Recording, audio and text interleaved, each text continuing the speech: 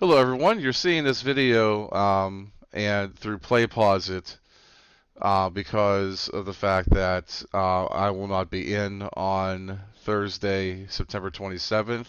So I wanted to give you an additional guided lesson, so to speak, even though I won't be in to conduct it. So this is more or less set up so that if you complete this PlayPosit, which has the same questions that are posed to you in Edio, you'll also get credit for attending the guided instruction. You could not mark the ones in Edio, whichever one you want to do. But I'm only going to do that until the end of next week because PlayPosit only keeps the video for so long.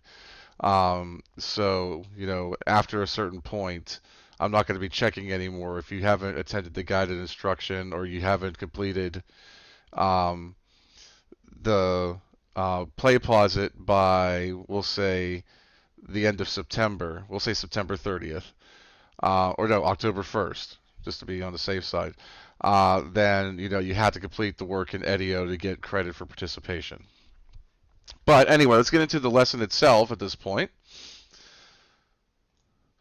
So in the previous lesson, we used an interactive Rodney breaking these boards, and mostly to help us introduce ourselves to the midpoint formula. How to split something in a 1-to-1 ratio, exactly in half, two equal parts. Well, what if you wanted to break them and not be equal parts, but you wanted to have a particular ratio, like a 2-to-3 ratio or a 3-to-4 ratio? Well, there are some similar methods for doing that. So to kind of introduce those methods, you're going to work with another interactive, which is very similar, except it's now it's called Let's Break Some Boards 2. And basically, it's going to have you split these boards in not only 1-to-1 ratios, which will still show up, but they'll also have you doing other ratios as well, and you have to devise a way of doing that. So, at this point, I want you to pause for a moment. Pause this PlayPosit. You'll have a reflective pause. Go to the interactive on page 2 in Edio. Play around with it for a little bit, and then come back and continue the video, and answer the questions that I'll be posing to you along the way.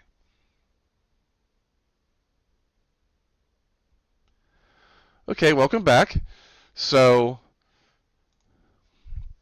based on your work with the interactive, and if you haven't done any work with the interactive, please pause again right now, go back and do it. Hopefully, it will give you some insight how to answer these questions. There are 6 students down here, and each one's describing a method of how they would determine the breaking point of a board if they want to split it into a 1-to-2 ratio. Or basically, if you're just taking a line segment of a specific endpoints, how would you break that into a 1-to-2 ratio? Each one's describing methods here that could or could not be correct. I want you to see which of these would be correct. So make sure you read them very carefully, consider what they would do, and then pick the ones that you feel are the ones that would give you a 1-to-2 ratio.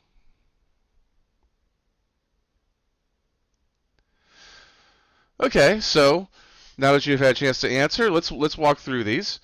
Basically, the ones that would give you a 1-to-2 ratio are the descriptions given by student 2, student 3, and student 5. You have to remember a 1-to-2 ratio, a 2-to-1 ratio is considered to be the same thing in many aspects. I mean, you still have two pieces that one's basically 2 times bigger than the other one. That's essentially what's going on with that. So now, as far as the incorrect one, student 1, if you actually follow that methodology, you would have a point that's no longer on the segment.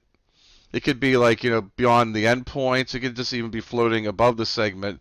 And one of the things that, these breaking points that we're talking about, like the midpoint, it has to fall on the segment. So, and that happens with student 6's description as well. Again, you would have a circumstance where it would no longer fall on the segment. Now, for student 4's description, basically what it would do is it would give you the x-coordinate of the midpoint, and it would give you a y-coordinate that equals the y-coordinate of whichever one had the smaller y-coordinate. Um, and again, that's more likely going to be a point that's actually not on the segment anymore. And even if it was, it would more than likely be at one of the endpoints of the segment. And the endpoint is not, it's an endpoint. You can't break it at the endpoint. So that's what's going on in those. The other three, those are the ones that each one of those would produce a 1-to-2 ratio or a 2-to-1 ratio, which, again, as far as distances goes. Um, so now answer this question using some of the ideas that you came up with this. Suppose a new board has endpoints at 3, 4, and 11, -2. Which of the following would be the coordinates that partitions the board at a ratio of 2 to 3? So pause a moment, select all those that apply, and then we'll go over it again.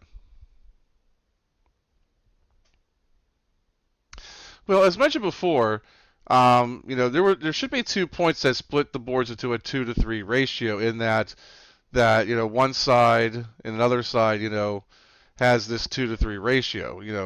Again, a 3 to 2 ratio, 2 to 3 ratio, they're considered to be the same thing because as far as sizes of your pieces. You just have to make sure that depending on how it's communicated, whether or not you need to have the shorter side be a specific part of it, or a longer side being a specific part of it. The way that these lessons are kind of working, no, it doesn't. I mean, so oftentimes there's only going to be one midpoint. There's only going to be one point where you get a 1-to-1 ratio, but there's any other ratio, you're typically going to have more than one point to do it. So to kind of go through how to go through these, what I did is, I first realized that with a 2 to 3 ratio, that the proportions of the pieces, if I was looking at the total length, that, if I split it into a 2 to 3 ratio, one piece would be 2/5 the size of the original piece. The other point would be 3/5 the size of the original piece. So what I want to do is figure out, okay, well, I know I'm either going to move 2/5 of the way from one point to the next, or 3/5 of the way from one point to the next, and it really depends on how I choose to handle it. And there's variations that you can do because, as I said, you could start with the smaller x coordinate and add a certain length to it, and start with the smaller y coordinate and add a certain length to it based off of whether it's a 2/5 or 3/5 to find the point. You can start with the largest coordinate and subtract from it, or you could do one, for the x and one for the y. I mean, there's different variations of this. So, what I'm showing here in a moment is not going to be the only option. So the first thing I did is I decided I'm going to use the 2/5 ratio and say, okay, starting with the smaller x coordinate, 3. 3 and 11. I'm going to find 2/5 of the distance between the 11 and 3 x coordinates. Take 2/5 of that and add it to the smaller x coordinate. So I got 6.2 when I did that. And then I took the smaller y coordinate, in this case -2. Notice they were different coordinates. I mean, they're in different pairings. I just want to make sure I know which one is, when I do x's, which one's the furthest left, which one's the furthest right, so that I'm going to be adding to the one that's furthest left. And when I look at the y coordinates, I'm looking at which one's on the bottom of the segment, which one's on the top, and who's going to add to the one that's on the bottom. So to -2, I'm going to add 2/5 of the distance from 4 to -2, and I calculate that to get 0.4. And then I do something similar for 3/5. Just doing the same thing, applying the 3/5. Again, we're starting with the smaller x coordinate, the smaller y coordinate, and I get 7.8, 1.6. As I said, other options are I could have used the larger x coordinate and the larger y coordinate. The only thing that'd be different is that I would need to take away from it, because remember, these are endpoints. I need to be working in the opposite direction. So if I have the endpoint that's on the right, I know I have to move left for me to find, these breaking points.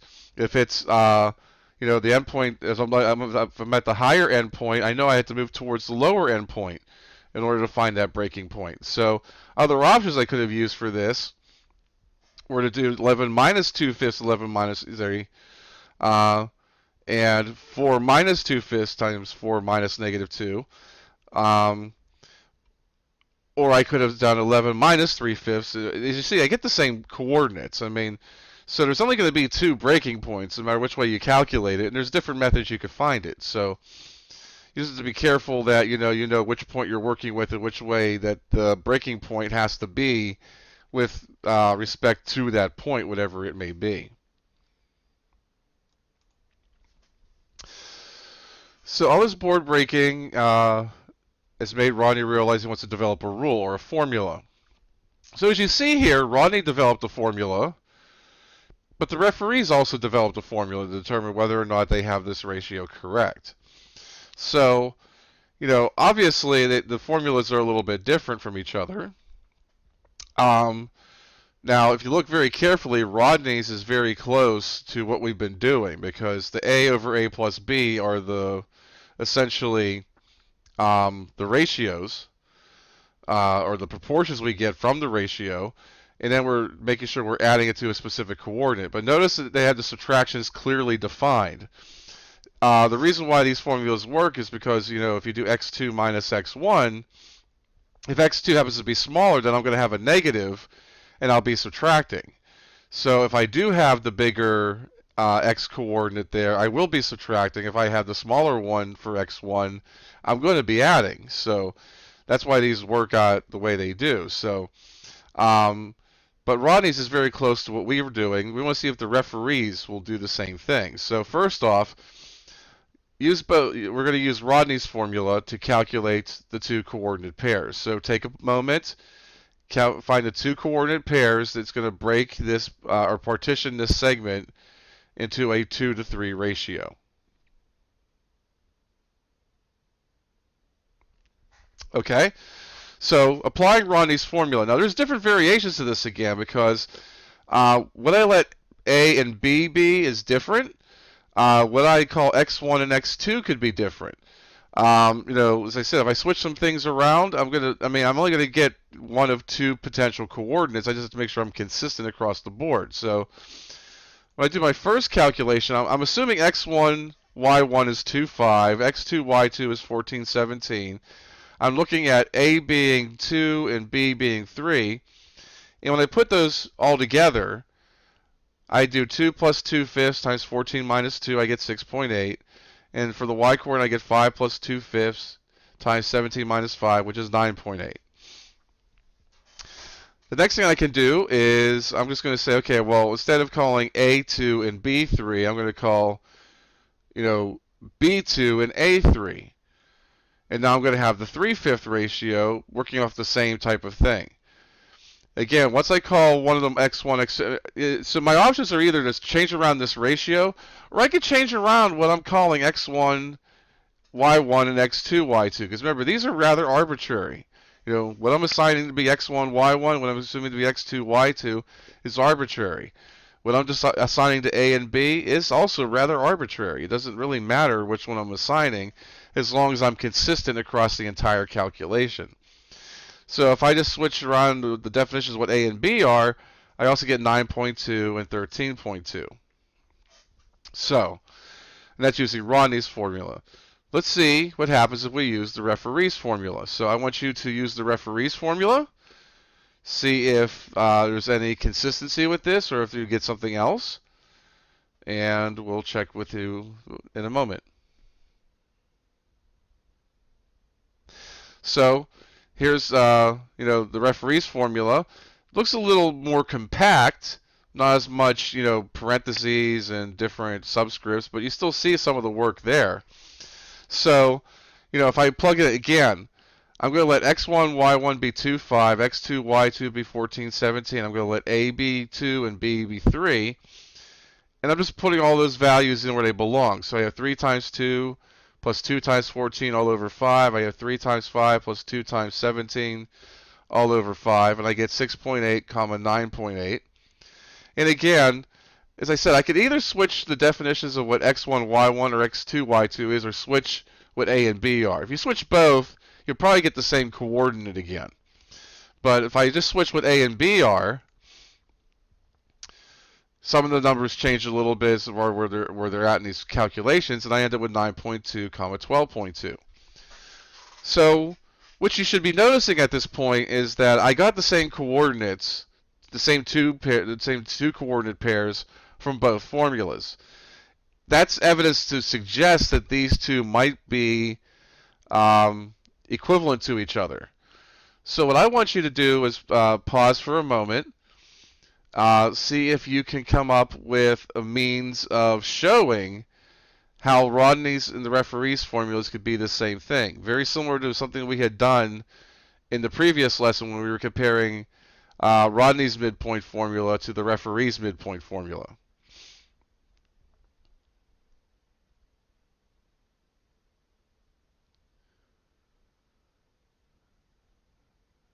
So hopefully you had a chance now to come up with an attempt to see how you could show that these are the same thing. That these formulas produce the same thing. They are basically equivalent to each other. One's just another version of the other. I'm going to show that using the video that I actually have in the lesson itself, because I designed it. It's still me talking to you, so I could use it. So let's have a look. What you see here is the formula that Rodney used to calculate his partition points. And what I'm going to show here is that this is the exact same formula essentially as what the referee's formula is. The referee's formula just looks a little bit more simplified. And that's all I'm going to be doing here is trying to simplify this formula to verify that Rodney's formula and the referee's formula are algebraically equivalent. So the first thing I'm going to do here is, I notice that I have two different formulas here, and I'm going to show them. So I have the one for x shown right here, and I have the one for y shown right here. These formulas are almost identical to each other with the exception that one has x's, the other one has y's.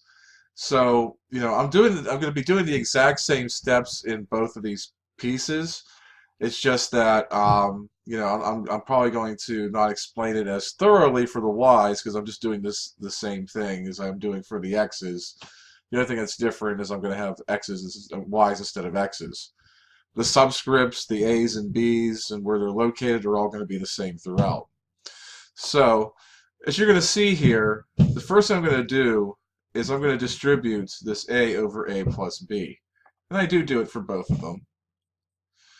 So when I go to the next, stage, I can see that I distributed the a over a plus b to the x2 minus x1.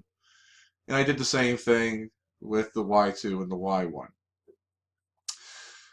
I see in each portion now that I essentially have, several additions and subtractions occurring here, as well as several additions and subtractions occurring right here.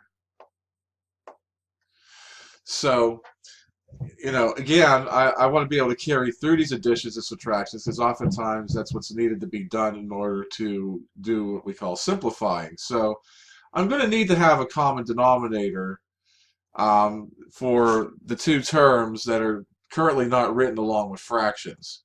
Okay, so what I'm seeing here is, this one here and this one here, I'm going to, get a common denominator along with it. Along with that, I'm going to use the fact that if I take a fraction like this and what's kind of being treated as a whole number, just a regular integer whole number, then I can get the same result just by multiplying this to the numerator. So each one of these are going to get multiplied to their respective numerators.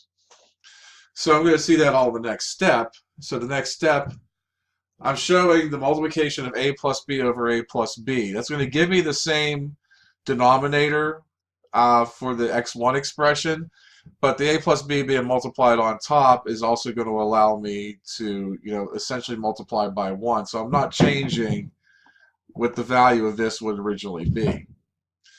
I also have to keep in mind as I do so that these are parentheses up here. And when I carry through this multiplication and this multiplication, I am going to have to distribute again. And as you can see, each one of these x2, x1, y2, and y1 have all been placed in the numerator along with the a. So when I carry through the multiplication in the first terms of each of these groups, what I get is ax, like in the first one, I have ax1 plus bx1 over a plus b plus ax2 over a plus b minus ax1 over a plus b. And again, I have a very similar case for the y's.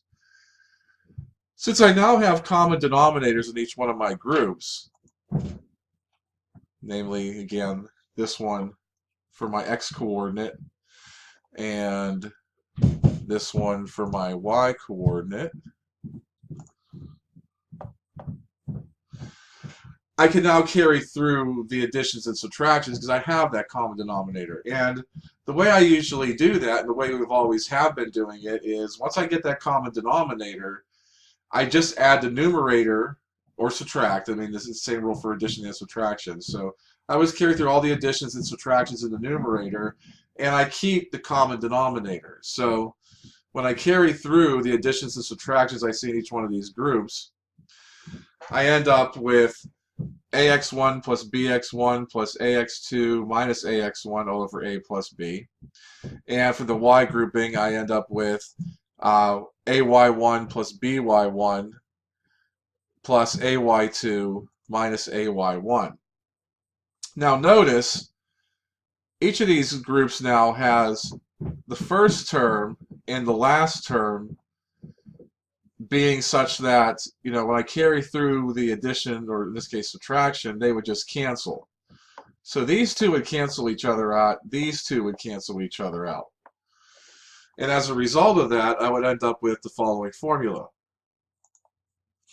which, as you can see, is the exact same formula that was used by the referees. And so this is basically a proof that the two formulas will always produce the same results, and therefore they are what we call algebraically equivalent. So with this proof right here, and this is a proof that's a little bit beyond what you're going to be expected to do, especially with all the subscripts. I mean, with all the subscripts, that could be a little bit much to do.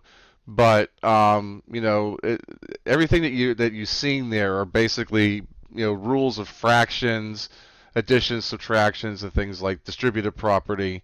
So it's nothing that you haven't done before. It's just, you know, with all the symbol use, you might think it's something you've never done before. So keep in mind that, you know, that basically that, you know, there's no particular, you know, reason that you have to know how to do this proof, but just know that now we have a proof here that says that they are the same thing. Now, one last question. Obviously, these formulas are used to partition either one of them, a given line segment, you know, with known endpoints, known lengths, and things like that, into ratios. What do these formulas become when you use a 1-to-1 ratio? Do they work if it's a 1-to-1 ratio? So, you know, take either formula, doesn't matter which one, or both if you have enough time, if you want to give yourself enough time, and experiment with that. You know, see what these formulas become if you are actually using a 1-to-1 ratio, and we'll go over what the results are of that momentarily.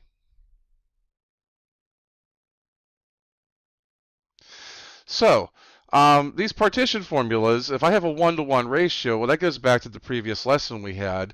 A 1-to-1 ratio is what I have when I get a midpoint. So what I'm expecting to see is either of these formulas becoming the midpoint formula, because ultimately that's what you have if you have a 1-to-1 ratio, and that's what the coordinates should be.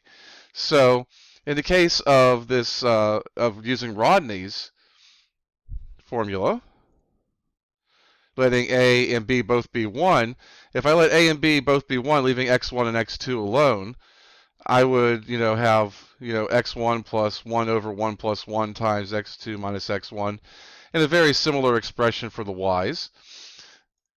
Of course, 1 over 1 plus 1 is 1/2, and I distribute the 1/2s in each case. And I also take the x1 and the y1 that was there previously, and I get a common denominator, because I eventually want to carry through the additions and subtractions I see there, and I need a common denominator to do that. If I carry through the additions and subtractions I see there, all the common denominator, now that I'm going to keep that common denominator, 2x1s minus 1x1 becomes an x1 plus x2 over 2, and I'm going to have a very similar expression for the y's. And of course, as we know, this is what the midpoint formula states.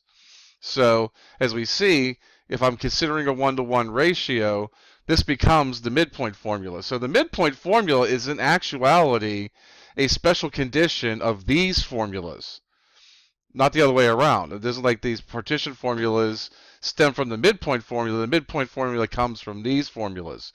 And if I use the referee's formula, which I should expect it to do the same thing, we've already shown that these two are basically equivalent to each other.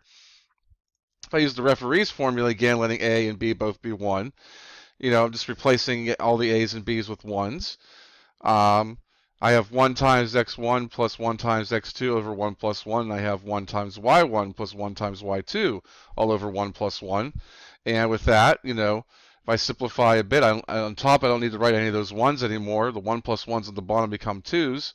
And once again, I have the midpoint formula. So that's all there is for this particular situation. And that brings us to the end of what you had to do for this. So to wrap everything up, make sure that you do take any notes or anything that you want to on page 14 of your workbook, and make sure that you do page 17 of your workbook. That will eventually be collected for sample work under this topic. But that's all we have. So if you have any further questions, please make sure to touch base with me at some point in time. I will be back on Friday for live classroom time. And if you have any questions, you can also bring them up as we start that off. Until next time, have a good day, everybody.